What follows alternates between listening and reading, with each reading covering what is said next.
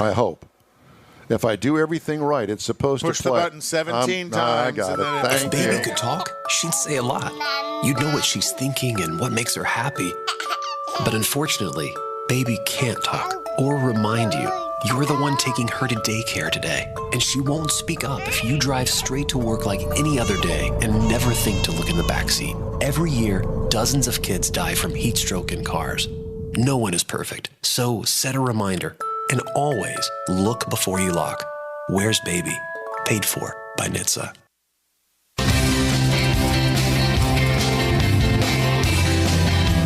Well, welcome everybody from Studio A in Texas, USA. It's the award-winning All Things Automotive Car Talk Show in real time. Just ahead, a review of the new car of the week, the 2020 Toyota Highlander. This week in automotive history and stories making auto news headlines. We got that more on today's In Real Time Car Show for Saturday, October the 17th, 2020. Howdy, along with Mike out of this world, Mars. They're whispering down there. Pay no attention to the man behind the curtain.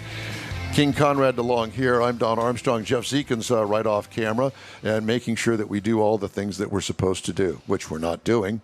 Why should we now? Yeah, Why should we change? haven't done it in years. Why should we start now? There's no reason for any of that. Do we happen to have our first guest? Yeah, he's trying to get them all queued up and talk to him. Okay, well, yeah, I'm sure that you guys will be sure and let me know when that happens. But we were talking briefly just a moment ago about how to steal a new car. And if you don't hotwire it, I don't know actually how to even begin doing something like that. You have to understand the security systems built into them. But really, 38,000 nationwide. You mean to tell me there are that many people using laptops to steal cars these days? No. Some of it's just breaking in and getting in, knowing how to jump inside the electronics and make stuff happen. Because it's all going through the computer. Very much so. It has to understand the key or the fob. But if you understand where when you tell that computer something's happening, you can make cars start. Can you get under the hood and make them start? I don't see how. No, because all of that computer stuff's more going to be the information it needs to start's going to really come from inside, basically from the steering column, But part of that high number of 38,000 is driven by how many Ford F-150s are out there on the road. Through the years, you've always... Well, it is the number one selling vehicle of all time in the United States. And it has been for like 42 years. But 38,000 of them stolen? That's less than 1,000 a year. Last year. I know. But it's the parts and stuff. For a while, there was tailgates. You couldn't keep tailgates on. That's why they started locking them and stuff. Yeah. Some of them are stealing them with a wrecker. Exactly. Just haul up and drag it on the back of a wrecker. Well, there's that. That's the only thing that I could think of. Because parting one out is more valuable than having a whole vehicle. No. As you're selling the pieces to one. Or shipping it overseas or something. And they talk about chop shops. And you go into some of these chop shops, and Houston's got they've caught quite a few of them here. Have you ever heard of Llano Estacado? In the songs. Really? Yeah. Well, sing that for me. Oh, please don't. Let's move on to the guest. I'm trying to think of what it is. It's in, I think it was in Tin Cup, the movie Tin Cup. Uh-huh. That was about a golf pro out in West Texas. That movie was shot here in Houston, Was it? Uh-huh. But I think in the song for that, sir, you're avoiding the request. Yes, the request I am. As is hard Llano as I can. Estacado. I want you to sing that song. Or it's a beer. I'm not sure which. Beer. That's perfect. All right. Well, joining us right now, speaking of Llano Estacado, is Bryant Blakemore. Bryant, how are you, brother? Doing well. Thanks for having me on this morning. You bet. It's great to talk. So, do you know of a song called Llano Estacado? There's a Cooter Graw song that's entitled Llano Estacado. There you go. I knew that. Is that how it was? Is that how this event was named? Kind of. So the Llano Estacado is basically the caprock of the plains of northwest Texas in the Lubbock area generally. And it extends down all the way to Snyder and Midland, Odessa, and through that area. And this event is in that area, so we use that as the name. I love it. Okay, so tell us what is it? It's Llano Estacado. It's a desert race, correct? Right, that's correct. So this is an off-road event with off-road vehicles. Right, absolutely. So desert racing in Texas has been going on for about 12 years or so in some form or fashion. Okay. Right now, I'm working with the Texas Desert Racing Association, the TDRA. They've been racing in West Texas for about 7 years, and we race everything from dirt bikes all the way to, $1 million trophy trucks, just like you'd see in the Baja 1000 and the Baja 500 down in Mexico. It's the same style of racing that we have here. Well, that is so cool. So what about the track, or shall we say the off-road adventure? The course. Who set that up? I mean, have you been using this exact course through the years? So this piece of property in No Trees, Texas, just to the west of Odessa, has been used for about 10 years or so. The landowner there is very receptive to our sport and lets us go out there and run. In fact, if you get on Google Earth and look it up, you can see a lot of the course through the satellite imagery. It's been there long enough for that. And that's one of the interesting things about Texas, is that because everything in Texas is privately owned instead of public like it is out west, it is a unique challenge. However, when we do find landowners that are receptive to the sport, we find that we can work together very well. And fortunately, this property in No Trees is like that. So the course has been beat in after a few years. This particular race will be running on a short course, and it's about 25 miles long. On average, desert races, you see course lengths between 20 and 120 miles per lap, or a point-to-point race, which would be however long the race would be from point A to point B without coming back to point B. But this particular race coming up October 23rd through the 25th is on a 25-mile loop just outside of Odessa. And how many miles will the race be? It'll be depending on your class. So the four-wheeled vehicles will race approximately 7 or 8 laps, and it'll be about 175 miles. Okay. And then our handlebar classes, which would be motorcycles, ATVs, and our stock UTV side-by-side class, our production class, those guys will only run about 100 miles. Is it going to be on one day or 3 days?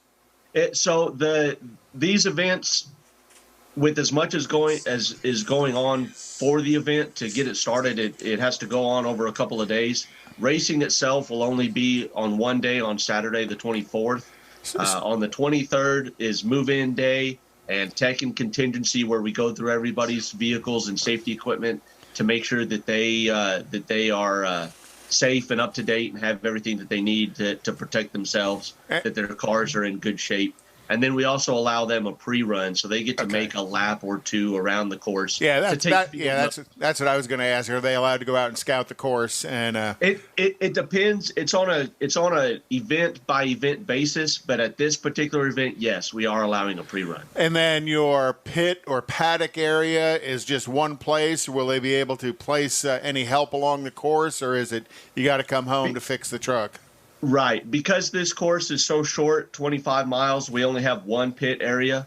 On our longer courses, 40, 50, 60, 70, 100 miles, we will have multiple pit areas as long as they can be reached safely without interfering with the race course.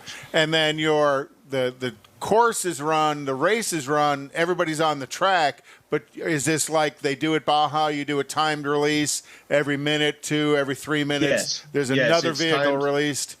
Right, it's timed release. So while you are competing against other racers out there on the course, you are competing against the time officially.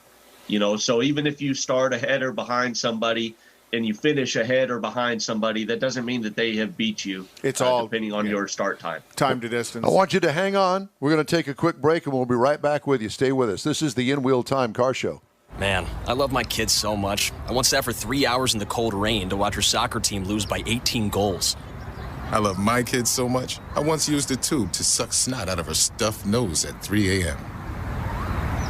You win. Love your kids? Love them enough to make sure they're in the right car seat. From toddlers to tweens, visit nhtsa.gov/the right seat to find the right seat for their age and size. Keep them safe. Visit nhtsa.gov/the right seat. Brought to you by the National Highway Traffic Safety Administration and the Ad Council. A social distancing tip. While the CDC urges you to avoid close contact, like hugging or shaking hands, there are other non-physical ways to say hello.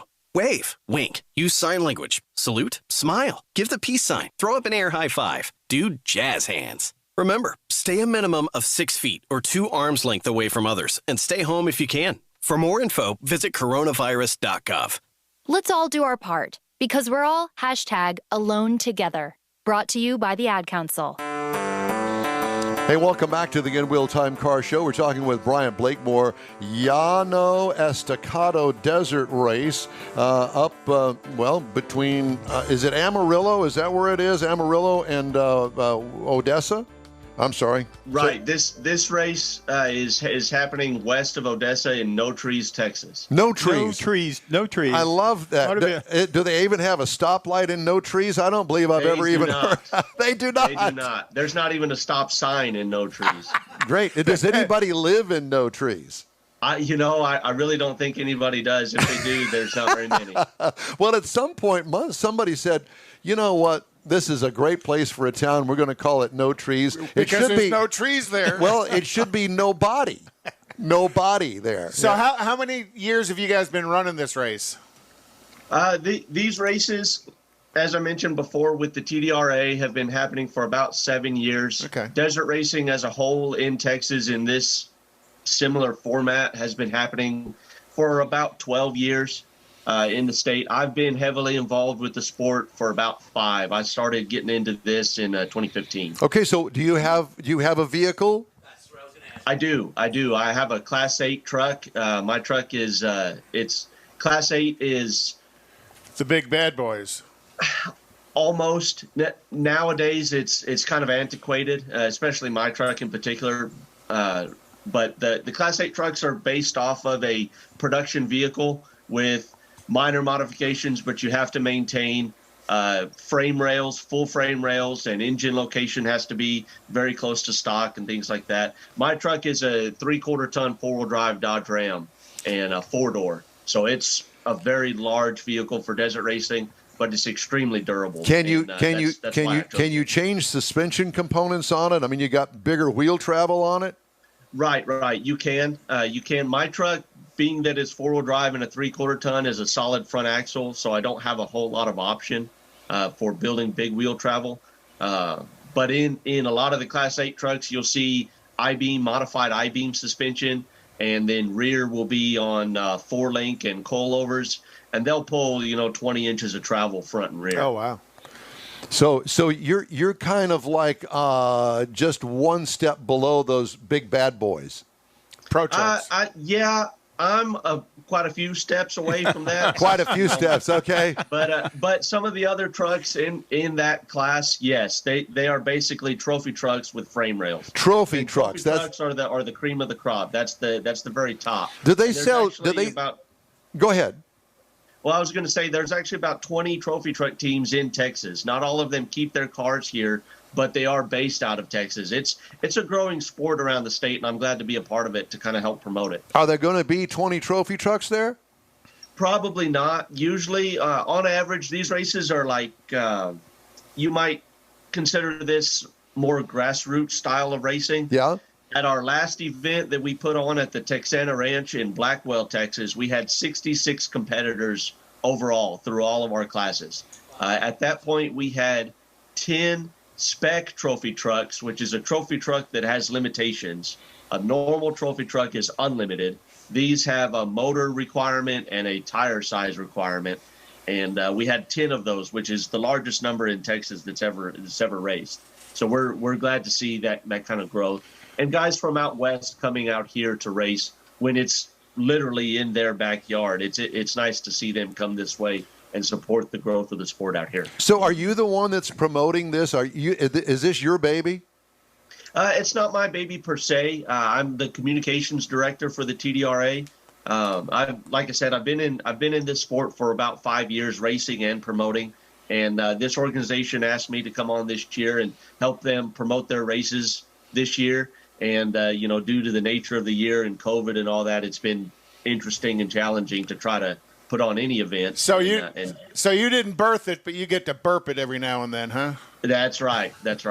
So pretty cool year for you guys on off-road racing because or desert racing, because with the new introduction of the upcoming Ford Bronco, I imagine, and I know pretty much on the Baja side of things, is generally a pretty good Bronco contingent of the short wheelbase Broncos that show up for these types of events. Right. So it'll be interesting to see how that's developed. Back in the 70s and 60s and 70s, Broncos were the top. That was the cream of the crop. Rod Hall was one of the best drivers in a Ford Bronco, and he is so far out of 50 years of racing in Mexico, he is the only four-wheel drive to win an overall for the Baja 1000, and it was in a Bronco.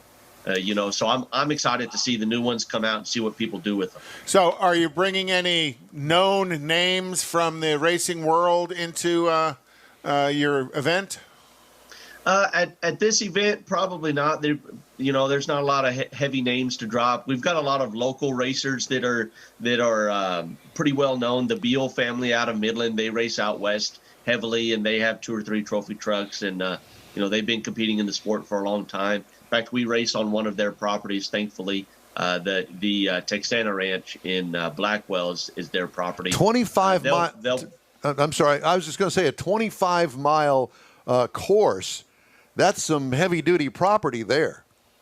It is. And that's actually a short course. So this property in No Trees, we can run up to about a 50-mile loop on it. And, Good Lord. It's a lot of land. Yeah, it's a lot. Won't cross itself. Okay, so let's talk about the terrain out there. Rocky, it's like a giant caliche pit. If you can picture that in your mind, white rock, a little bit of red rock, dust, lots of dust. The terrain here, the rocks out here aren't large, but there is some chatter. And because the course has been in for so long, that we do have some good whoop sections, which is where the course, does this for a while. Right. And that's a challenge in itself right there. Any concern with local wildlife? You get to take out a couple of pigs on the way by? It's possible. The rule is if you hit it, you got to bring it back so we can cook it. But stop and pick it up. If you hit it, roadkill. And if you do it right, you can just kind of clean it there on the side of the road, throw it under the hood, and bring it back cooked. Right, and it'll be cooked, man. Your pit crew would be real happy if you brought them lunch. Your car comes back smelling like barbecue. So, I find this fascinating. I've never been an off-road guy. I've watched lots of it on television, of course. I love the vehicles, and I remember vividly back in the day this stadium off-road racing thing that I absolutely loved, and that's all gone away, and I don't understand what happened to it because it was really a fun event. Well, a lot of that stadium racing, was production-based, so it was a lot of manufacturers versus manufacturers. And I'm hoping now that with the Raptor being out in 2 or 3 generations so far, the Bronco coming out, the T-Rex, Jeep, right, the TRX, which is my personal favorite. I happen to be a Ram not necessarily fan by choice, but I'm a Mopar guy, and so hopefully with these vehicles coming out that are aligned to this sport, we may see a resurgence of manufacturers entering the race world. Chevrolet supports Hall Racing out in the Best in the Desert series in the West, and they race a stock Chevy Colorado in the 7300 class, and they also race a stock Chevy Silverado Trail Boss in the 1200 class. And I hope a lot of the manufacturers pick up on that and do it. You could see some really interesting racing, and Toyota and Nissan can come back in as well, and maybe that short course stuff, stadium stuff, will come back. Well, Bryant, it's great to talk to you, and we are really looking forward to talking to you in 2 weeks after you finish the event next weekend and getting a report on how things went. And we promise Mars is going to call you, and we're going to line that up because we find it fascinating, and we don't know that much about it, but we want to be there. At least take some pictures for us. Yeah, and one of the things where he's at, don't you pull a lot out of Arizona and New Mexico and surrounding states? Because they're closer than we are to where he's at. Right. We try to promote out west and show what we have to offer out here. The difficulty with that is that those guys, being that they're in areas with BLM land, they can literally drive out of their driveway and be on public land that they can off-road on and put on events and things like that. But it's a bit Texas. of a challenge. we have to provide Texas hospitality to them to get them to come out this way and show that while it is the same sport, we do it a little bit differently out here. Bryant, it's great to talk to you. Thanks so much. We'll be in touch with you in a couple of weeks, and good luck to you next weekend.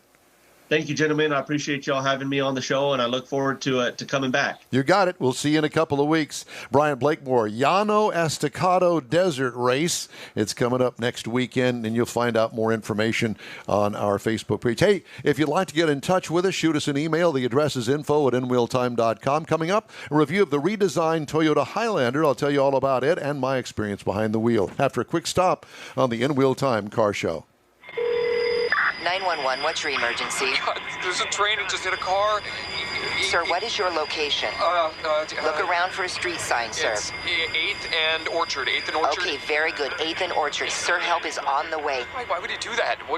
The train still hasn't stopped. You have to get there now. At a railway crossing, even if the engineer sees you and hits the brakes, it can take a mile for the train to stop. And for you, that's too late. Stop. Trains can't. Paid for by NHTSA. Advance Auto Parts and CarQuest present the Boobs Rock Powder Puff Race. Saturday night, October 17th at Houston Motorsports Park. Gates open at 5. The green flag waves at 6. Wear a mask. Social distancing and sanitizer rules. Enjoy $1 hot dogs and $1 beer. $5 discount ticket info online at NASCARHouston.com. Saturday night, October 17th. Gates at 5. Racing at 6. Houston Motorsports Park. All car classes, including the Boobs Rock Powder Puff Race, supporting breast cancer awareness. It's the last race of the season. Boobs Rock. Don't miss it. Going to the Boobs Rock Powder Puff Race tonight. Should be a hoot. Yeah, it will. Or Hooters. Oh, no, I'm sorry. Can you say that? Yeah, you can. I just did. Yeah, you did. I like it. Yeah, the Boobs Rock Hooters race. Okay. We'll Thanks, Gina. Yeah, thank you, it's Gina. It's a conversation starter. Yeah, so that's at Houston Motorsports Park tonight. Or stopper, as the case may be. And you are the pace car driver again. One of the two, yes, I am. And so people can come out and get your autograph? Are you going to bring hero cards to sign for people? None of that. No, but it is time for me to do a car review. May I? Mother, may I? Yes, Mother, may I? Okay. So the car review this week is the 2020 Toyota Highlander.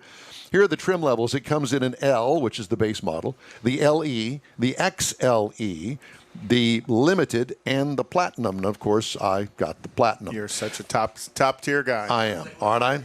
It's a small, considered by the government, a small SUV, and really it's more along the lines of a midsize. Oh, yeah, for sure. Will seat, however, up to 8 passengers because it does have a third row in it now, believe it or not.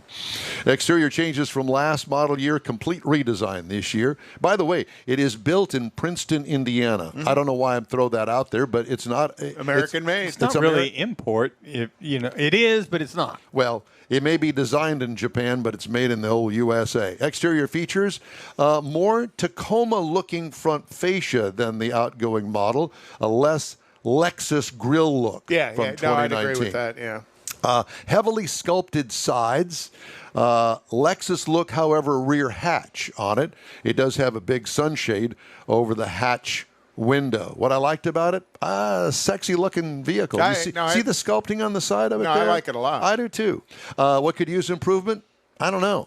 Racing stripes? I mean, we're talking about off-road racing, but no. Some 35-inch muddies on it? That's right. And, 20-inch wheel travel. Yeah, it's 3-inch body lift. Interior highlights, great big center dash-mounted control pad. That is huge. There is no center stack per se anymore. Have you noticed that? Yeah. It's a big pod that's in there.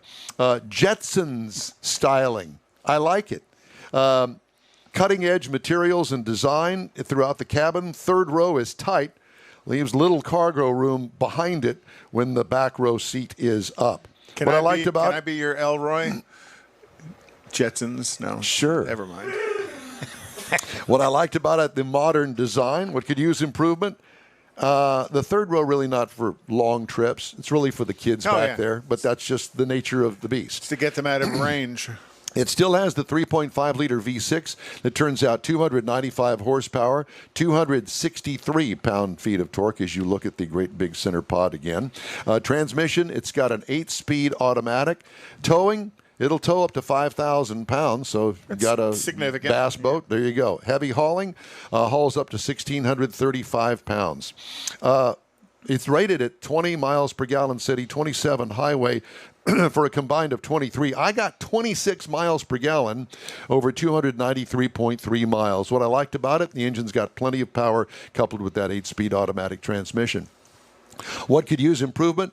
Well, some manufacturers now are getting plenty of horsepower, up to 300 or more horsepower out of a 4-cylinder that's turbocharged, and I think that maybe perhaps that Toyota should look into something like that. Yeah, but still, you got, because that's a significantly sized SUV, and you still got 26 out of it. Not bad. It's not bad. But, you can get, I think, more out of a... Push 30 with a Turbo 4. Yeah, something like that. Just an idea. Ride and handling, scores high on my list on-road manners and comfort. What could use improvement? Nothing.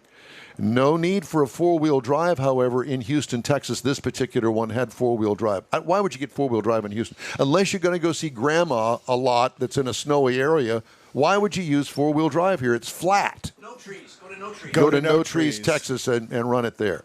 Base trim price, $48,800. Now, remember, the trim price, we had the top of the line. Prices tested was $51,112. The base model price on the Highlander is $34,600. Competitors, that's in the sweet spot. It is a sweet spot. Competitors, the Honda Pilot for $31,550. The Kia Telluride for $31,890. And the VW Atlas for $31,545. Those are its competitors. And that is my review of the 2020 Toyota Highlander. All right. Time now for our national race calendar, and Conrad has that. And again, as they've had to readjust what they're doing because of COVID, you're watching them kind of compress a lot of races into the end of what was typically the end of the season, and now some of them are actually going to roll over into November. So Formula One this week or next weekend is the Portugal Grand Prix, and then they're going to be in Romania on the 31st of October.